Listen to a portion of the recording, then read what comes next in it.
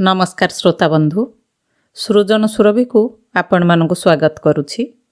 आज आम सृजन सुरभि शुणा फकीर मोहन सेनापतिंकर कालजयी उपन्यास 6 माण 8 गुंठुर परवर्ती पर्याय। आसंतु एई पर्याय शुणा चंपा विषय रे। उआस मध्यरे केते लोक अछंती, सेथि मध्यरु चंपा ओरफे चंपा सान्ताणी ओरफे हरकला सहित मंगराज वंशर की संपर्क ए कथा काहारी की जना नहीं। ताहार जाति कूल पितृवंश संबंध मध्य समस्ते अनभिज्ञ। चंपा मंगराज घरे दासी कि सान्ताणी व्यवहार द्वारा बुझिबार काहारी शक्ति नहीं। केवल एतिकी मात्र कहिपारु जे मंगराजंक उआस मध्यरे चंपार क्षमता सीमातीत। अधिक कौन सान्ताणीक क्षमता ठारू ढेर बेसी। बाहरे हलिया मूलिया कचेरीकरण जाए ताहाठारे हाथ जोड़ी थांती। चंपार गोटिए नाम हरकला। सत कहिबाकू गले एई नाम धरी ताकू केही डाकिबार शुणी नाहु। हरकला शब्दर व्युत्पत्ति कौन, एई नामटी निंद्य कि प्रशंसनीय एहा बोलिबाकू आम्भेमाने नितांत अक्षम। मात्र चंपार कानरे दिने किए पकाइला लोकमाने ताकू हरकला बोलंती। से शुणी भारी खप्पा हैला। कांदी कांदी मंगराजंक ठारे गुहारी कला। खूब धरपगड़ हैला। 2 दिन पर्यंत खोजा तलाश हैला। मात्र हरकला नामर उत्पत्ति केते दूर विस्तृत किछि ठिकणा मिलिला नहीं। अवशेषरे शांत कहिले हेउ हेउ देखा जीव। खबरदार चंपा को केही हरकला कहिबो नहीं। से दिन ग्रामर ए मुंडरू से मुंड जाए आखपाख 2-4 ग्रामरे समस्तंको समस्ते सावधान करई देले। खबरदार चंपा को केही हरकला कहिबो नहीं। मासे 2 मास 4 मास 6 मास टोकी ठारू बुढ़ी टोका ठारू बुढ़ा जाए सांग मन मिलाप लोक देखिले चारिआड़ को अनाई मोरुकी हसी परस्पर को सावधान करि दियंती। खबरदार चंपा को केही हरकला कहिबो नहीं। क्रमशः सेई कथा संक्षिप्त सार रूप धारण कला। खबरदार केही चंपा को पिला गुड़ाक हाथ रे ताड़ी देई दांडरे नाचंती। खबरदार गोबरा जेना चौकीदार। पिला गुड़िक सबुदिन जंजालिया। सेमानंक कथा कौन धरिबे। जाऊ से बाजे कथारु कौन हेबो। हेले शांतंक घर सहित चंपार खूब घनिष्ठ संबंध थिबारु पाठक माने ताहार नाम अनेक थर शुणिबाकू पाइबे। एथर ताहार रूपगुण संबंधरे समस्त कथा फेड़ी कहिदेबा आम्भमानंक पक्षरे नितांत कर्तव्य हेउछि। आउ ग्रंथस्थ नायक नायिका मानंक रूपगुण वर्णना करिबाकू लेखक माने साहित्य आईन अनुसार बाध्य। सुतरां एही सनातन रीति लंघन करिबाकू आम्भमानंकर आपत्ति नहीं। पुणी ग्रंथ मानंकरे खसलत अछि। गोटिए नायिका को पाइले छेना गुड़ पाइला परी सबु कथा पासोरी जाई ताहार रूप वर्णना करिबाकू तरबर होई बसी जांती। आम्भे माने जे रूप वर्णना करिबा विषय अक्षम ताहा नुहे। एई देख कदली पणस रंभा आंब डालिंब टभा एहीपरि जे सबु गछपत्र फूल फल अछि चंपार विशेष अंग सहित विशेष विशेष पदार्थ मिलाई देले तो रूप वर्णना छिड़िला। मात्र आजिकाली सेपरी मरहटी वर्णना चलिब नाही। इंग्राजी पढ़ुआ पाठक मानक मनोरंजन सकाशे इंग्राजी धरणर रूप वर्णना आवश्यक। भारतर कवि माने सुंदर स्त्री मानकु कहंती गजेंद्र गामिनी। इंग्राज कहिबे छी छी ताहा तो नुहे, घोड़ा परी जे गेलप चली पारे सेही सिना परम सुंदरी। आम्भे माने देखुअछु आजिकाली पहिली आषाढ़र महानदीर बढ़ी पानी परी ए देश को इंग्राजी सभ्यता जेपरी पेली आसुअछि सेथिरे खूब संभव नव्य सभ्य शिक्षित बाबू माने आपना आपना अंकलक्ष्मी मानकु गेलप चाली शिखाइबा निमंते चाबुक सबार नियुक्त करने प्रस्ताव करि बसिबे। से कथा जहा हेउ आम्भे माने कहू सुंदरी मानंक चालीरु उपमेय वस्तु पुरुणा कौनसी कवि ठीक करि पारि नाहांती। विचार करंती घोड़ा आउ हाथी माने 4 गोड़रे चलंती। मात्र आम्भमानंकर चंपार 2 गोटी गोड़रु बेसी नाही। सुतरां ताहाकू गजेंद्र गामिनी बा अश्वबर गामिनी बोलिबा नितांत असंगत अटे। तेबे चंपा हामुड़ी चलिले किपरि देसंता। ସେ କଥା ଅନୁମାନ କରି କହିବାକୁ ଆମ୍ଭେମାନେ ସମ୍ପ୍ରତି ଅକ୍ଷମ। ପୁଣି ପଦ ସଂଖ୍ୟା ସମ୍ବନ୍ଧରେ ମରାଳ ସହିତ ସାମଞ୍ଜସ୍ୟ ଥିବାରୁ ମରାଳଗାମିନୀ ବୋଲିବା ଅସଙ୍ଗତ ନୁହେଁ। ଅଳଙ୍କାର ଶାସ୍ତ୍ରର ମର୍ଯ୍ୟାଦା ରକ୍ଷା ପାଇଁ ଉପମାନ ଉପମେୟ ଠିକ୍ ରଖି କହିବାକୁ ଗଲେ ମରାଳ କେତେବେଳେ ଖାଲି ଗୋଡ଼ରେ କେତେବେଳେ ଡେଣା ମେଲାଇ ଖଣ୍ଡି ଉଡ଼ା ଦେଲା ପରି ଚାଲେ। ଆମ୍ଭମାନଙ୍କ ଚମ୍ପା ଗୋହିରୀ ମଝିରେ ମାଣିଆବନ୍ଦୀ ପଣତକାନି ଉଡ଼ାଇ ଦୁଇ ଡେଣା ଦୋହଲାଇ ଚାଲିଲା ବେଳେ ଠିକ୍ ତାହାକୁ ମରାଳଗାମିନୀ ବୋଲା ଯାଇପାରେ। ଚମ୍ପାର ବୟସ ଆମ୍ଭେମାନେ ଅନୁମାନ କରୁ 30 ଲଗାଲଗି। ମାତ୍ର ତାହାର ନିଜ ମୁହଁରୁ ଅନେକ ଥର ଶୁଣାଯାଇଅଛି ସାଆନ୍ତାଣୀଙ୍କ ମଙ୍ଗଳକୃତ୍ୟ ଦିନ ତାହାର 21 ହୋଇଥିଲା। ଏହି ହିସାବରେ ଚମ୍ପାର ବୟସ ଢେର କମ୍। ଏଠାରେ ଯୁବତୀର ରୂପ ବର୍ଣ୍ଣନା କରିବାକୁ ହେଲେ ସାବଧାନତା, ଖୁବ୍ ବିଜ୍ଞତା, ଖୁବ୍ ବହୁଦର୍ଶିତା ଆବଶ୍ୟକ। ବିଲାତି ଜିନିଷାତ ସହିତ ରୁଚି ନାମଧେୟ ପଦାର୍ଥ ବିଶେଷ ଏ ଦେଶକୁ ନୂଆ ଆମଦାନୀ ହୋଇଅଛି। ତାହା ପ୍ରତି ନଜର ରଖି ନ ଚଳିଲେ ତୁମର ପାଠ ସରିଲା, ତୁମେ ମୂର୍ଖ ଅସଭ୍ୟ ତଳେ ଗଲ। ସେଦିନ ଉପେନ୍ଦ୍ର ଭଞ୍ଜଙ୍କ ଦୁର୍ଦ୍ଦଶାରୁ ଆମ୍ଭେମାନେ ଏଇ ଶିକ୍ଷା ପାଇଅଛୁ। ବାପା ମା ପୁଣ୍ୟବଳରୁ ସେ ବିଚରା ଖସିଯାଇଛି। ନୋହିଲେ ଇସ୍ତକ ମହାପାତ୍ରଠାରୁ ମହାରାଜ ଯାଏଁ ଯେପରି ପିଛା ଧରିଥିଲେ ତାହା କପାଳରେ ଯେ କ'ଣ ଘଟିଥାନ୍ତା ଠାକୁରଙ୍କୁ ଜଣା। ଏପରି ମହାରଥୀର ତ ଏହି ଦଶା। ଆମ୍ଭେମାନେ ବା କେତେ କଡ଼ାର ଗଣ୍ଡାର। ଗୁରୁ ବିପ୍ରସାଦେନ ଆମ୍ଭେମାନେ ସୁରୁଚି କବିତା କିଛି କିଛି ରଚନା କରିବାକୁ କ୍ଷମ। ଆପଣମାନେ କହିବେ ଏଇଟା ମିଛୁଆ, କିଛି ଜାଣେ ନାହିଁ। ଆଚ୍ଛା, ନମୁନା ଦେଖନ୍ତୁ। ଅର୍ଦ୍ଧବକ୍ଷ ଉଲ୍ଲଙ୍ଗିନୀ, ମୁରୁକି ହାସିନୀ ବସ୍ତ୍ରଶୂନ୍ୟା, ରିକ୍ତହସ୍ତା, ତୁରଙ୍ଗଗାମିନୀ, ମାର୍ଜାର ନୟନା, ତାମ୍ରକେଶା, ଅଣ୍ଟା ଭିଡ଼ା, ସ୍ୱାଧୀନ କର୍ତ୍ତୃକା, 5 ଜଣ ଆଗେ ଛିଡ଼ା, ପରପୁରୁଷକୁ ଧରି ନର୍ତ୍ତକୀ ସୁନ୍ଦରୀ, ଆହା ଆହା ଅପରୂପ ସ୍ୱର୍ଗ ବିଦ୍ୟାଧରୀ। ଆଉ କୁରୁଚିପୂର୍ଣ୍ଣ ଉପେନ୍ଦ୍ର ଭଞ୍ଜ ଶୁଣିବେ? ଓଲଟ କଦଳୀ ପ୍ରାୟ ଜାନୁ ନିତମ୍ବ ଯୁଗଳ ଜିଣିସାନୁ। ଆଉ ଲେଖିବାକୁ ସାହସ ଅଣ୍ଟିଲା ନାହିଁ। କେଜାଣି ବିଜୁଳି ପୁଣି ଚମକି ଉଠିବେ। ଆମ୍ଭେମାନେ ସୁରୁଚି କବିତା ଲେଖିବାକୁ ଜାଣୁ ସତ୍ୟ, ହେଲେ ଦିନ 2 ପ୍ରହରେ ତୁଚ୍ଛା ମିଛ ଲେଖିବାକୁ ସାହସ ହେଉନାହିଁ।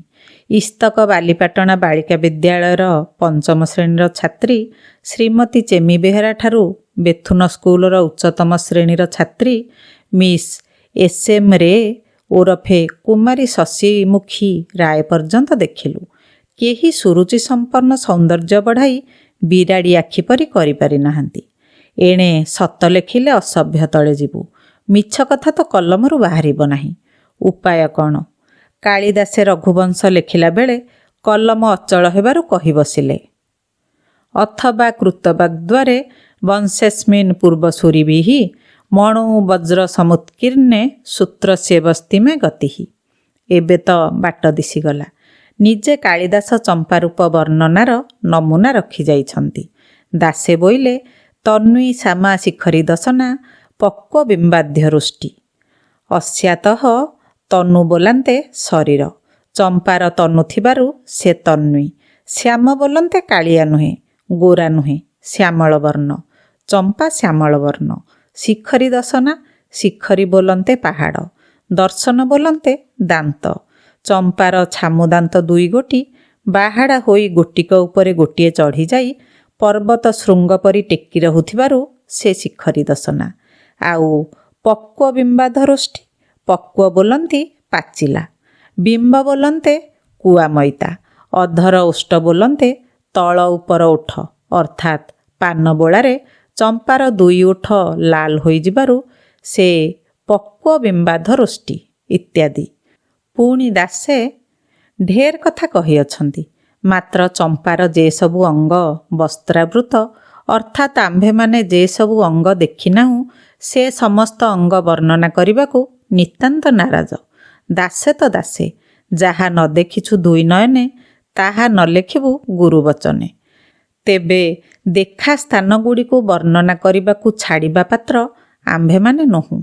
ଯଥା କଜ୍ୱଳ ପୂରିତ ଲୋଚନ ଭାଲେ, ଗୁଣ୍ଡି ମିଶାଖିଲି ଗୁଞ୍ଜିତ ଗାଲେ, ତୈଳ ହରିଦ୍ରା ବୋଳିତ ଦେହେ, କୁକୁରିବ ଶୀଘ୍ରଂ ଧାବତି ଗେହେ। 16 ହାତୀ ଶାଢ଼ୀ ବିସ୍ତୃତ କଛେ, ଥୋପ ଭିଡ଼ା ଜୁଡ଼ା ଶୋଭିତ ଉଚ୍ଚେ। ଦୁମୁ ଦୁମୁ ଗୁମୁ ଗୁମୁ ଚଳନ ତସ୍ୟା, ଚଳତି ବା ଧାବତି ବିଷମ ସମସ୍ୟା। କଙ୍କଣ ଚୁଡ଼ି ହସ୍ତେ ବିରାଜେ, ଝମ ଝମ ଝମ ଝୁଣ୍ଟିଆ ବାଜେ। ସା ଯଦା ଗଚ୍ଛତି ଗୋହିରୀ ଦାଣ୍ଡେ, ହସ୍ତ ହଲାଇ ଚାଣ୍ଡେ ଚାଣ୍ଡେ। ଦେଖି ଶଙ୍କି ଯାନ୍ତି ଗ୍ରାମ୍ୟ ଲୋକେ, ଡରି ମରି ପଳାଇ ଯାନ୍ତି ଥୋକେ। ଇତି ରୂପ ବର୍ଣ୍ଣନମ୍ ପଝ୍ଝଟି ଛନ୍ଦେ, ଅତଃ ଗୁଣ ବର୍ଣ୍ଣତେ ବିବିଧ ପ୍ରବନ୍ଧେ। ଯା ଦେବୀ ବୃକ୍ଷମୂଳେଷୁ ଶିଳାରୂପେଣ ସଂସ୍ଥିତା, ନମସ୍ତସ୍यै ନମସ୍ତସ୍यै ନମସ୍ତସ୍यै ନମୋ ନମଃ। ମୂର୍ତ୍ତିକାଶ୍ଚ ଗଜାରୂଢ଼ା, ବନ୍ଧ୍ୟାୟାଃ ପୁତ୍ରଦାୟିନୀ, ବାଡ଼ି ସଂହାରିଣୀ ଦେବୀ, ନାରାୟଣୀ ନମୋସ୍ତୁତେ। ଅସୁର ଦିଘିର ପଶ୍ଚିମ କୋଣ ଗାଁ ଭିତରୁ ଦିଘିକୁ ଯିବା ବାଟର ଡାହାଣୀ ହାତ ପାଖରେ ଗୋଟିଏ ଭାରି ବରଗଛ ଅଛି। ଗଛ ମୂଳର ଚିହ୍ନ ନାହିଁ। 20-25 ଗୋଟା ଓର ପଡ଼ି ଡାଳଗୁଡ଼ିକ ପରସ୍ପର ଛନ୍ଦାଛନ୍ଦି ହୋଇ ଗଛଟି ପ୍ରାୟ 12-13 ଗୁଣ୍ଠ ଜମି ମାଡ଼ି ବସିଅଛି। ସାନ ସାନ ଡାଳପତ୍ରଗୁଡ଼ିକ ଏପରି ନିଘଞ୍ଚ ହୋଇଅଛି ଯେ ଖରା ତେଜ ମୂଳରୁ ବାଜେ ନାହିଁ। ଗଛଟି ବହୁ କାଳର। ପୁରୁଖା ପୁରୁଖା ଲୋକମାନେ କହନ୍ତି ଏଇଟି ସତ୍ୟଯୁଗର ଠାକୁରାଣୀ ଗଛ। ସେମାନେ ପିଲାକାଳରୁ ଦେଖି ଆସୁଛନ୍ତି। ଏହା ବଢ଼ିବାକୁ ବା ଛିଡ଼ିବାକୁ ନାହିଁ। ଗଲା 7 ଅଙ୍କ ତୁଳା ମାସ ଉଆଁସ ଦିନ ଭାରି ଗୋଟାଏ ତୋଫାନ ହୋଇଥିଲା। ଗାଁର ସମସ୍ତ ସଜନା ଗଛ ଓ କଦଳୀ ଗଛ ପ୍ରଭୃତି ଉପୁଡ଼ିଗଲା। ଏ ଗଛରୁ ଗୋଟିଏ ପତ୍ର ମଧ୍ୟ ଝଡ଼ିଲା ନାହିଁ। ଠାକୁରାଣୀଙ୍କ ମହିମା। ମଝିରେ 4 ଗୋଟି ଓର ଗଛ ପରି ଛିଡ଼ା ହୋଇଅଛି। ତାହା ମୂଳରେ ଗ୍ରାମ ଦେବତୀଙ୍କ ଆସ୍ଥାନ। ଠାକୁରାଣୀଙ୍କ ନାମ ବୁଢ଼ୀ ମଙ୍ଗଳା। ମଙ୍ଗଳାଙ୍କର 2.5 ମାଣ ଦେବୋତ୍ତର ଜମି ଅଛି। 12 ଗୁଣ୍ଠ 8 ଗୁଣ୍ଠ ବିଜେ ଆସ୍ଥାନ ତଳି, ବାକି 2 ମାଣ ଜଳ ଜମି। ଦେଉରୀ ଭୋଗ କରେ ଓ ଠାକୁରାଣୀ ପୂଜା କରେ। ଗ୍ରାମର ବିଶେଷରେ ମାଇକିନିଆମାନଙ୍କ ମଧ୍ୟରେ ଦେଉରୀର ଭାରି ମହିମା। ଠାକୁରାଣୀ ସ୍ୱପ୍ନରେ ଦେଉରୀକୁ ଦେଖା ଦିଅନ୍ତି। ସବୁ କଥା କହନ୍ତି। ବାଡ଼ିରେ କଦଳୀଟାଏ, ବାଇଗଣଟାଏ, କଖାରୁଟାଏ ଫଳିଲେ ଆଗ ଫଳଟା ଠାକୁରାଣୀଙ୍କୁ ନ ଦେଲେ ସେ ଖାଏ ନାହିଁ। ମଣ୍ଡପଟି ପକ୍କାରେ ତୟାରୀ। ମଝିରେ ଠାକୁରାଣୀଙ୍କର ନିଜ ମୂର୍ତ୍ତି। ମୂର୍ତ୍ତିଟି ଖୁବ୍ ବଡ଼। ଓଜନରେ 10 ପଶୁରୀରୁ ଊଣା ହେବ ନାହିଁ। 2-4ଟା ହଳଦୀ ଶିଳ ମିଶିଲେ ଯେଡ଼େ ବଡ଼, ତହିଁରୁ ବଳି ପଡ଼ିବ। ଗୋଟାଯାକ 4 ଆଙ୍ଗୁଳି ବହଳ ସିନ୍ଦୁର ବୋଳା। ବଡ଼ ଠାକୁରାଣୀଙ୍କୁ ଛାଡ଼ି ଆଉ 4 ଗୋଟିର ସାନ ମୂର୍ତ୍ତି ଅଛନ୍ତି। ମଣ୍ଡପ ଡାହାଣ ଭାଗର କିଛି ଦୂରରେ ଭଙ୍ଗା ଦଦରା ଦଢ଼ ମାଟିର ହାତୀ ଘୋଡ଼ା ପଣେ କି 2 ପଣ ଜମା ହୋଇଅଛି। ଠାକୁରାଣୀଙ୍କୁ ମାଟିର ହାତୀ ବା ଘୋଡ଼ା ଚଢ଼ିବାକୁ ଦେଲେ ପିଲାମାନଙ୍କର ପୀଡ଼ା ଛାଡ଼ିଯାଏ। ବଡ଼ ବଡ଼ ଲୋକଙ୍କର ପୀଡ଼ା ଛାଡ଼ିବାର ମଧ୍ୟ ଦେଖାଶୁଣା ଅଛି। ଏଥିସକାଶେ ଠାକୁରାଣୀଙ୍କ ଜାଗା କେଭେ ଖାଲି ରହେ ନାହିଁ। ଦେବୀଙ୍କର ପୂଜା ପ୍ରତିଦିନ ହୁଏ ନାହିଁ। ଶୁଖିଲା ପତ୍ର ଆଉ ଅଳିଆରେ ଢାଙ୍କି ହୋଇଥାନ୍ତି। ବିଭା ପୁଆଣୀ ଘର କାହାରି ପୁଅ ଝିଅର ଆରାମ ବେରାମ ହେଲେ କିମ୍ବା କାହାରି ମାନସିକ ଥିଲେ ପୂଜା ହୁଏ। ଗାଁରେ ବାଡ଼ି ପଡ଼ିଲେ ପୂଜାର ଧୁମ୍ ଲାଗିଥାଏ। କିରାଣୀମାନଙ୍କ ପରି ମାସକୁ ମାସ ଠାକୁରାଣୀଙ୍କର ଆୟ ନାହିଁ। ବିପଦ ପଡ଼ିଲେ ଡାକ୍ତର ଆଉ ଓକିଲଙ୍କ ଦୁଆର ପରି ଠାକୁରାଣୀଙ୍କ ଆସ୍ଥାନ ଚମକି ଉଠେ। ଗ୍ରାମର ଲୋକଙ୍କ ଭେଦା ପଇସାରେ ପୂଜା ଖର୍ଚ୍ଚ ଚଳେ। ଠାକୁରାଣୀ ଭାରି ପ୍ରତ୍ୟକ୍ଷ ଦେବତା। ଏହାଙ୍କ ଅନୁଗ୍ରହରୁ ଗ୍ରାମରେ ଆପଦ ବିପଦ ଘଟେ ନାହିଁ। କେବେ କେବେ ମାଉସୀ ବୁଢ଼ୀ ପ୍ରବଳ ହୋଇ ଗ୍ରାମରେ ବସିଯାଏ। ମାତ୍ର ଭଲ କରି ପୂଜା ଦେଲେ 150 ଜଣରୁ ବେଶୀ ନେଇପାରେ ନାହିଁ, ଛାଡ଼ି ପଳାଏ। ଆପଣ ସଭ୍ୟ ପାଠକ ଏ କଥା ଶୁଣି ହସିବେ। ବିଜ୍ଞାନ ଶାସ୍ତ୍ର ଯୋଖିଦେଇ କହିବେ ରୋଗ ହେଲେ ଔଷଧ ଖାଅ। ଠାକୁରାଣୀଙ୍କ ପୂଜା କ'ଣ? ଆଚ୍ଛା, ଆମ୍ଭେମାନେ ପଚାରୁ ବଙ୍ଗଳା ଏପିଡେମିକ୍ ଫିଭର ଓ ବୋମ୍ବେ ବିଶେଷ ପୂଜା ପାଇବାର ଏହା ଗୋଟିଏ ବିଶେଷ କାରଣ ଅଟେ। କେଉଁ କେଉଁ ବା କେତେଜଣ ବନ୍ଧ୍ୟା ଦେବୀଙ୍କ ବରରୁ ପୁତ୍ର ଲାଭ କରିଅଛନ୍ତି। ସେଥିରେ ବିଶେଷ ଡାବ ଦେଇପାରିବୁ ନାହିଁ। ମାତ୍ର ଆମ୍ଭେମାନେ ନିର୍ମାଲ୍ୟ ଛୁଇଁ କହିପାରୁ, ଗ୍ରାମରେ ଯେଉଁ ସ୍ତ୍ରୀମାନେ ସନ୍ତାନବତୀ ହୋଇଅଛନ୍ତି, ପ୍ରଥମେ ବିବାହ ସମୟରେ ବନ୍ଧ୍ୟା ଥିଲେ ସେମାନେ। ପୂର୍ବେ ବୋଲିଅଛୁ ଦିଘିକୁ ଯିବା ପାଇଁ ଠାକୁରାଣୀଙ୍କ ଆଗରେ ଗୋଟିଏ ବାଟ ଅଛି। ଗ୍ରାମର ମାଇକିନିଆମାନେ ସେହି ବାଟେ ଯିବା ଆସିବା କରନ୍ତି। ଗୋଟିଏ ସ୍ତ୍ରୀ ବୟସ ଅନ୍ଦାଜ 30 ହେବ। ପ୍ରତିଦିନ ସ୍ନାନ କରିଆସି କାଖରୁ ମାଠିଆଟି ଓହ୍ଲେଇ ଠାକୁରାଣୀଙ୍କ ଆଗରେ ଥୋଇଦିଏ। ପହଁରାରେ ଦେବୀଙ୍କ ଆଗଟି ପହଁରି ଦେଇ ମାଠିଆରୁ ପୋଷେ ପାଣି ନେଇ ଠାକୁରାଣୀଙ୍କ ଗଛ ମୂଳେ ଦିଏ ଓ ଭୂଇଁରେ ମୁଣ୍ଡିଆ ମାରି ତୁନି ତୁନି କ'ଣ ଜଣାଏ ଏବଂ ପ୍ରତିଦିନ ସଞ୍ଜବେଳେ ଗୋଟିଏ ବଳିତା ଜାଳି ଆଣି ଠାକୁରାଣୀ ସ୍ଥାନରେ ସଞ୍ଜ ଦିଏ ଏବଂ କ'ଣ ପ୍ରାର୍ଥନା କରେ। ଏହିପରି କରୁଥିବାର 6 ମାସ ହେଲା ଲୋକମାନେ ଦେଖି ଆସୁଛନ୍ତି। ତାହା ମନର କଥା କେହି ଜାଣେ ନାହିଁ, କାରଣ ସେ ସ୍ତ୍ରୀ ବଡ଼ ଲାଜକୁଳି, ସବୁବେଳେ ଓଢ଼ଣା ପକାଇଥାଏ, କାହାରି ସହିତ ମିଶେ ନାହିଁ, କାହାରି ସହିତ କଥା କହେ ନାହିଁ। ଗ୍ରାମରୁ ଗୋରୁ ଜଗା ପିଲାମାନେ ଖରାବେଳେ ପଡ଼ିଆରେ ଗୋରୁ ଛାଡ଼ି ଦେଇ ଠାକୁରାଣୀଙ୍କ ନିକଟ ଗଛମୂଳେ ଖେଳନ୍ତି। ହଠାତ୍ ଖେଳ ଛାଡ଼ି ପାଞ୍ଚଣ ଧରି ସମସ୍ତେ ଘେରି ଛିଡ଼ା ହୋଇଗଲେ। ସେମାନଙ୍କ ଦେଖାଦେଖି ଗ୍ରାମର 10-15 ଜଣ ଲୋକ ରୁଣ୍ଡ ହୋଇଗଲେଣି। କାଲି ତ ପୂଜା ହୋଇନାହିଁ, ଠାକୁରାଣୀଙ୍କଠାରେ ପୂଜା ସରଞ୍ଜାମ କାହୁଁ ପଡ଼ିଲା? ମନ୍ଦାର ଫୁଲ, ଶତବର୍ଗ ଫୁଲର ମାଳ, ଖଇ ଉଖୁଡ଼ା ଚାରିଆଡ଼େ ବୁଣି ପଡ଼ିଅଛି। ଠାକୁରାଣୀ ଦେହରେ ତଟକା ହଳଦୀ ଲାଗିଅଛି। ଠାକୁରାଣୀ ପୂଜା ଗ୍ରାମ ମଧ୍ୟରେ ଗୋଟିଏ ବିଶେଷ ଘଟଣା। ଭେଦା ହୁଏ, ବାଇଦ ବାଜେ, ଗ୍ରାମର ସମସ୍ତେ ଦେଖିବାକୁ ଆସନ୍ତି। ପୂଜା ସନ୍ଧ୍ୟା ସମୟରେ ହୁଏ। ମାନସିକ ପୂଜା ମଧ୍ୟ ସେହିପରି ହୁଏ। କାହିଁ କାଲି ତ ବାଇଦ ବାଜି ନାହିଁ, ସଞ୍ଜବେଳେ ପୂଜା ହୋଇନାହିଁ, ଏସବୁ କାହୁଁ ଅଇଲା? ଗୋଟିଏ ପିଲା ଡକା ପଡ଼ି କହିଲା, ଏଇଟା କ'ଣ, ଏଇଟା କ'ଣ? ସମସ୍ତେ ଧାଇଁ ଯାଇ ଦେଖିଲେ ଠାକୁରାଣୀ ପଛରେ ଗୋଟିଏ ଭାରି ବିଳ। ବିଳ ମୁହଁ ଠାକୁରାଣୀ ମଣ୍ଡପଠାରୁ 3 ହାତ ଦୂରରେ। ତାହାର ମୁହଁଟା ଖୁବ୍ ବଡ଼, ଜଣେ ମନୁଷ୍ୟ ଯାଇ ବସିପାରେ। ଗାଁ ଯାକ ଏ କଥା ଖେଳିଗଲା। ଲୋକମାନେ ଦେଖିବାକୁ ଧାଇଁଲେ। ମଙ୍ଗରାଜ ମଧ୍ୟ ଶୁଣିପାରି ଧାଇଁ ଅଇଲେ। ନାନା କଥା ହୋଇ ଶେଷରେ ସ୍ଥିର ହେଲା, କୌଣସି ଭକ୍ତର କଷ୍ଟ ଫେଡ଼ିବା ନିମନ୍ତେ ଠାକୁରାଣୀ କାଲି ନିଶାଭାଗ ରାତିରେ ବିଜେ ହୋଇଥିଲେ। ବିଳଟା ତାଙ୍କ ବାଘ ଖୋଳି ପକାଇଛି। ମଙ୍ଗରାଜ କହିଲେ, ଏହି ବିଳ ମଧ୍ୟରେ ବର୍ତ୍ତମାନ ବାଘ ଥିବାର ଜଣାଯାଉଅଛି। ବାଘ ନାମ ଶୁଣି ସମସ୍ତେ ପଳେଇଲେ। ଶେଷରେ ମଙ୍ଗରାଜେ ରାମା ମୁହଁକୁ ଚାହିଁ ଚାହିଁ ଚାଲିଗଲେ। ବୋଧକରୁ ଏହା କିଛି କାର୍ଯ୍ୟର ସାଙ୍କେତିକ ଚିହ୍ନ। ତହିଁଆର ଦିନ ଆଉ କେହି ବିଳ ଦେଖିଲେ ନାହିଁ। ଏହି କଥାଟା ଗ୍ରାମରେ ଅନେକ ଦିନ ପର୍ଯ୍ୟନ୍ତ ଆଲୋଚନା ହେଲା। ଭୀମା ମା ଭଣ୍ଡାରୁଣୀ କହିଲା, ମୋର ବୟସ 7 ଗଣ୍ଡା କି 1.5 ପଣ କି 4 ପଣ ହେଲାଣି। ଗ୍ରାମର ଯେତେ ବୁଢ଼ା ଦେଖିଛ, ମୁଁ ସମସ୍ତଙ୍କୁ ବିଭା କରାଇଛି। ସମସ୍ତେ ମୋ ଆଗରେ ପିଲା। ମୁଁ ନିଜ ଆଖିରେ ଠାକୁରାଣୀ ଏଥରକୁ ଲଗାଇ 4 ଥର ଦେଖିଲିଣି। କାଲି ନିଶାଭାଗ ରାତିରେ ବାହାରକୁ ଉଠିଥିଲି। ଗୋହିରୀ ମଝିରେ ଝୁଣା ଗନ୍ଧ ଆସିଲା। ଝମର ଝମର ଶୁଭିଲା। ଅନେଇଲି, ବାଘ ଉପରେ ବସି ଠାକୁରାଣୀ ବିଜେ ହେଇଛନ୍ତି।